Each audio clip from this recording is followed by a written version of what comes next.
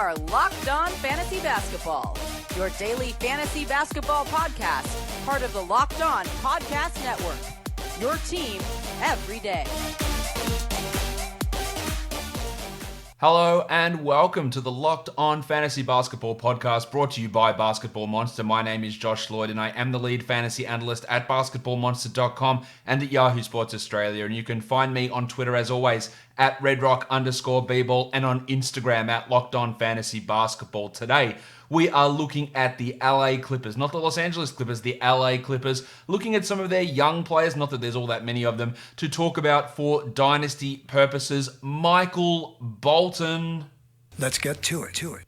What a great idea that is. Let's talk about these Clippers now from a Dynasty point of view. This, of course, is a team that is pretty much built to win now. But let's talk about really the only player out of this group.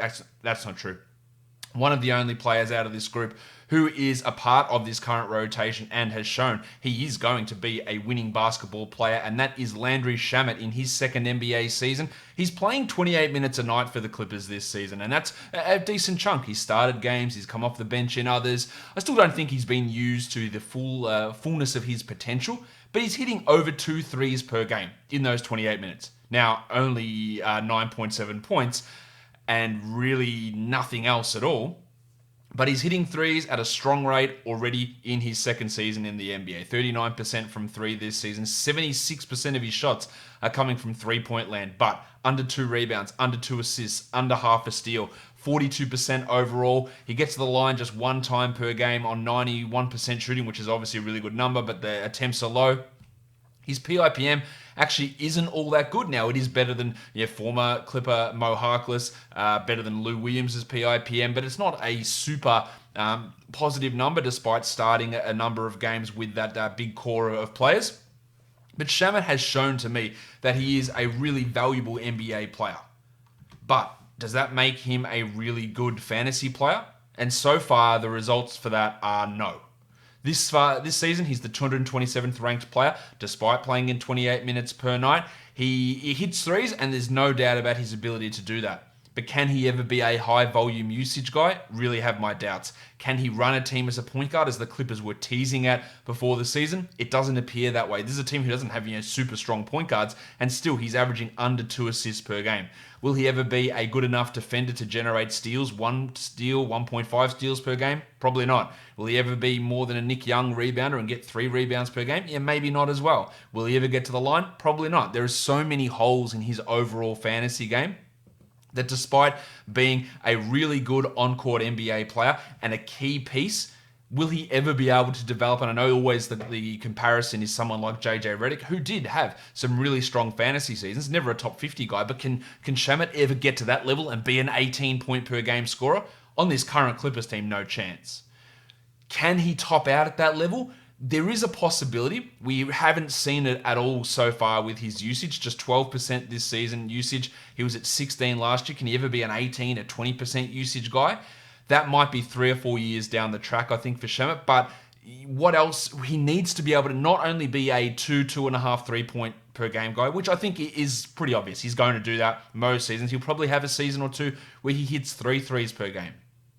But can he go from 12 points per game? Can he score 17 points per game? Can he get 3 rebounds, 4 assists, a steal? They're the big question marks. Can the usage go up? Can the peripheral stats go up?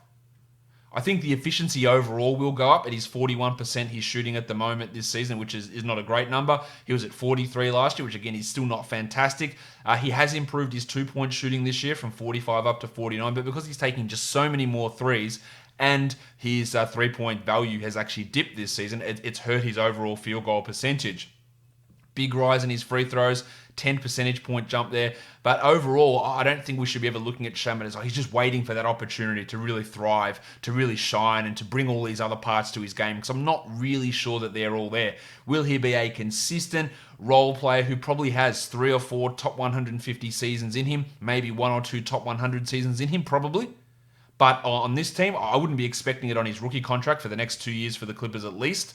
And it would need to be hey, Paul George is gone, Lou Williams is gone, Kawhi Leonard's gone, or they've gotten older and Shamet has pushed into a JJ Redick sort of a role where he is a 16, 17 point per game guy in 30 minutes, hitting 3 threes and getting 3 assists and 4 rebounds and 1.5 steals. But those things all feel like they are a long way away from Shamet, despite him being a successful and pretty vital piece to good NBA basketball, as we've seen from his time in Philadelphia and now from his time with the Clippers.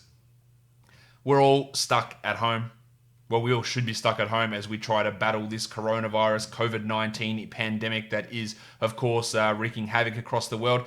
But to get that stuff delivered to you, Postmates is a great option for you. I remember when I was in the States last year, which feels like you're traveling overseas. It feels like an unbelievable thing at this point. But I was there in Vegas for Summer League, 2 a.m. in the hotel. My girlfriend's like, I want some food. Yeah, we got back late from the basketball. All right, cool. She's like, I'm going to download Postmates because we didn't have it here in Australia. So we downloaded it, ordered some fried chicken, 2 a.m. in Vegas. Fantastic. Didn't have to go out and leave the hotel after a busy day.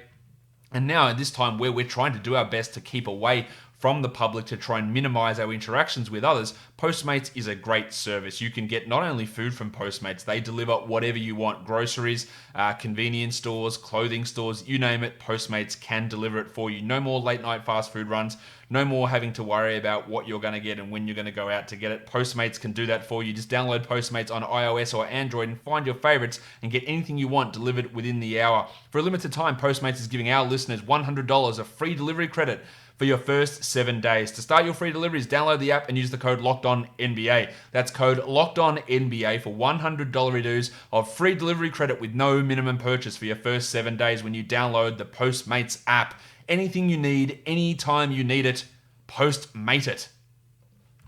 All right, the next bunch of players we're going to talk about, guys, we really haven't seen too much of it, and the first one I'm going to look at here is Mfiondu Kabengele, who was a pick at the end of the first round for the Clippers, but of course, with the way that they are rolling, we just haven't seen much of him in the actual NBA this season. Kabengele, a guy that had some really interesting numbers coming out of college, a guy that could block shots, could shoot threes, but he's played 12 games and 5 minutes a game in the NBA. So it's really hard to get a full read on what Kabengele can do. Of course, Montrezl Harrell may not be around for this team for long. He is going to be a free agent coming up, and there are concerns about how he does fit long term and what will happen when he ages out. I've got a feeling he could be a quick drop-off sort of a player. Let's go to what Kabengele has done in the G League. 19-9, 2 blocks, 2 threes. That should absolutely get you excited. And that, because the tell why that gets me excited, because it's not like, he's beating up on the G League, which he is beating up on the G League, and that's fine. But it's the exact sort of thing that when he came out of Florida State, you go, well, it's got potential to shoot threes, to block shots, to grab rebounds. And then he's taken that from Florida State, he's taken it to the G League, and he's done it again. Now, he's only shooting 33% from 3, but he's taking 6 attempts per game. He's blocking 2 shots. He's grabbing 9 rebounds. He's shooting 81% from the line. There is so much to like about that statistical profile. A true shooting of 62% for a bloke taking 6 threes a game. A PER of 21. Blocking shots. Big advanced numbers. Kabengele's G League numbers are really impressive. Now, I don't know if that's going to carry over to the NBA. In fact, it probably doesn't. But I do think he can be a positive contributor.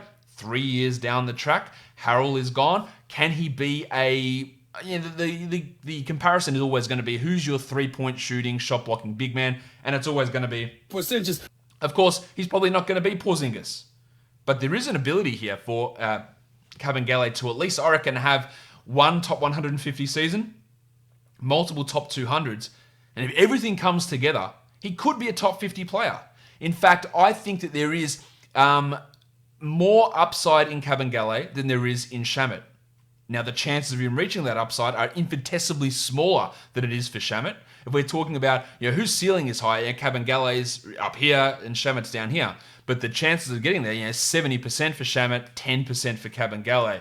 But when you're looking to grab a guy in a Dynasty League off a waiver wire to make a low ball type of trade for a bloke that we just haven't seen, the ingredients are there for Kabengele to be that guy that if everything does break right, there is a little bit to see there. And the Clippers are going to be wheeling and dealing and making deals. And if he finds himself on another team, if he finds himself on a team say, that wanted to play him like the Dwayne Dedman role in Atlanta or Sacramento, that sort of a center. Of course, the Hawks have now got Capella and Rashawn Holmes in Sacramento, but if there's a team that's looking for that, Kabengele could be interesting. So he's absolutely, to me, a name to pay attention to, because what he has done in the G League, it does not seem anomalous in terms of what I expected him to do or what his numbers would tell us coming out of college, and he's done that for us here. So Kabengele, a very interesting name to watch.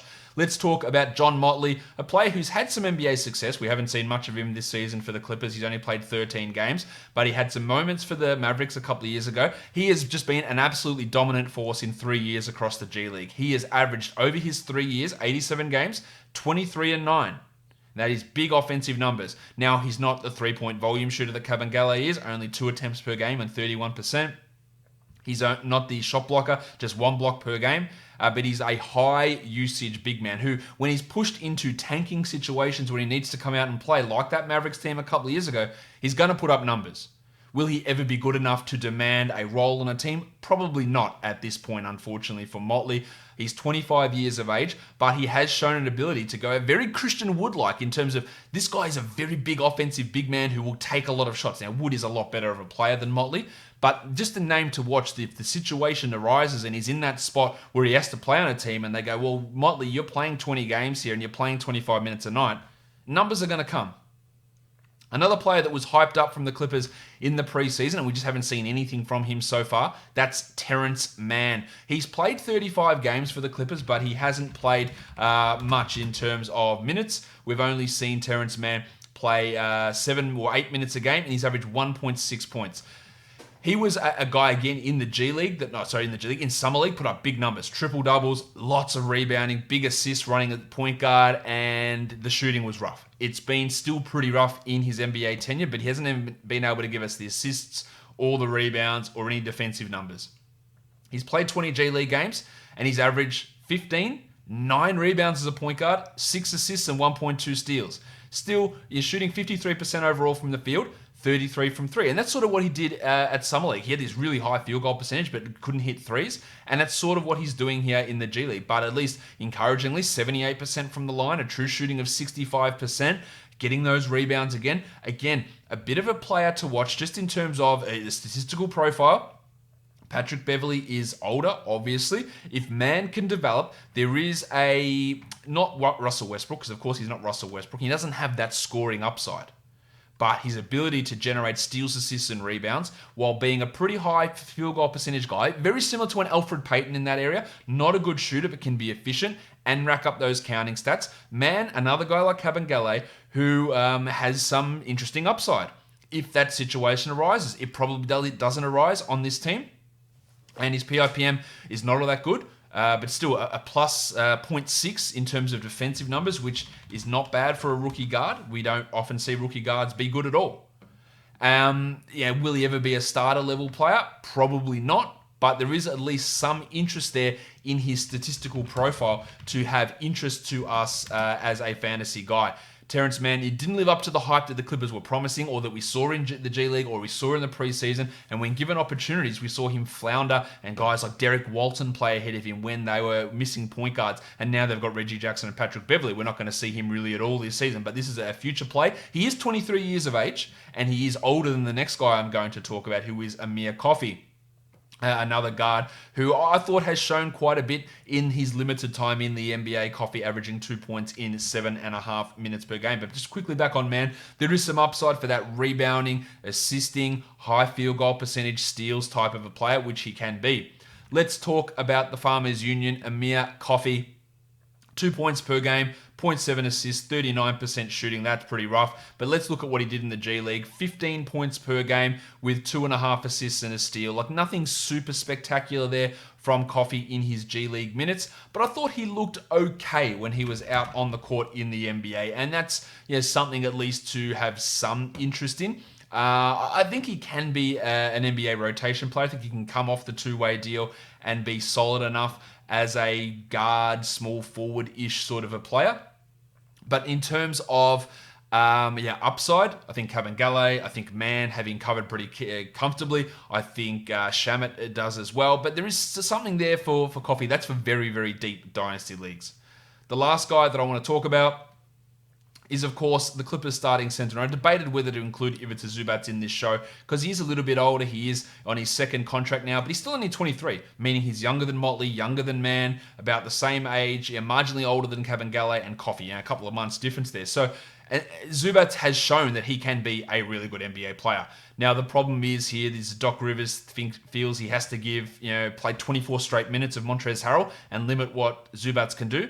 But if Zubac plays 26 minutes, he is a top 100 player. I don't think there's really much doubt in my mind about that. He has got an absolutely massive PIPM plus 2.19, 3.46 wins added, which is fifth on this team. Really strong numbers, ahead of Williams, ahead of Shamet in terms of those numbers. He started pretty much all season, but playing only 18 minutes a night, 8 and 7 with a block per game on 60% shooting. But of course, if he played 26 minutes, 27 minutes, then he's in the top 100. He's already a top 200 player in only 18 minutes per night. Per 36, he's averaging 16 and 14 with 2 blocks and 2 assists. And he's a 76% free throw guy. There is really a lot to like about Ivica Zubac. It's all just a matter of, can he better? I think he's the perfect center to play alongside these other players because he's low usage and high efficiency. And I think that they would do very well to have his defensive presence out there for more than 18 minutes per night. He's absolutely someone to watch. And if Harrell ends up going anywhere, then Zubac could push 26, 27 a night and be really, really valuable. So while, we all know Ivica Zubac and there is some name brand value there on him still, I still think he can be underrated because I think he can be a top 70 player. And I'm not sure that everyone would see it that way with him. And that gives you some bargaining power if trying to acquire him in a deal. It doesn't take much for him to push into a larger role and to really explode. And all that takes is for Harrell to decline or to go to another team. Harrell is 3 years older than Zubac as well, so that's something that's worth monitoring. And again, I think that by the time Harrell gets to age 30, he's dropped off almost completely. That's still 4 years away, but it is at least worth paying attention to. And I do think, and plenty of Clippers people will agree with you on this, or agree with me on this, maybe they might disagree with you, that the Clippers would be better if he was playing more minutes. And if the playoffs ever happen, we might see Doc have to go to that. I don't think there's much that Zubac really takes off the table, especially when you're playing with Williams and George and Leonard, because they're all the high usage guys. He doesn't need to be out there banging in threes and taking shots off the ball. He needs to be setting screens, getting putbacks, alley-oops, dump-offs, playing really good defense, and he does all of that. I'm a really big fan of what Zubac can do, and I think he's got the potential to do a lot more. It's just going to come down to opportunity, but I'm still believing in the skill level. I still believe it will come for him, hopefully, in the next couple of seasons. Now, and that'll do it for today's show, guys. Don't forget to subscribe Apple Podcasts, Google Podcasts, Stitcher, Spotify, and on YouTube. Leave me a thumbs up. Leave a comment down below. So give it a rating over on Apple Podcasts. And if you are ever looking for the links for the show, go follow me on Twitter at redrock_bball. Check out my pinned tweet. It's got the links for Apple Podcasts, Google Podcasts, Spotify, Stitcher, and of course for the YouTube channel. Go subscribe everywhere. All those platforms. It really helps the show get out there. Comment, interact, share it. Just helps to bring this out into the eyes and ears of more people. I hope you guys enjoyed my first installment of the all-time fantasy teams for the Hawks, the Nets, and the Celtics. We're going to be doing more of those and eventually crowning a champion. I know who the champion is, and the champion may surprise some of you. Be interesting to see who you guys think that is going to be. Guys, we are done here. Thank you so much for listening, everyone. See ya.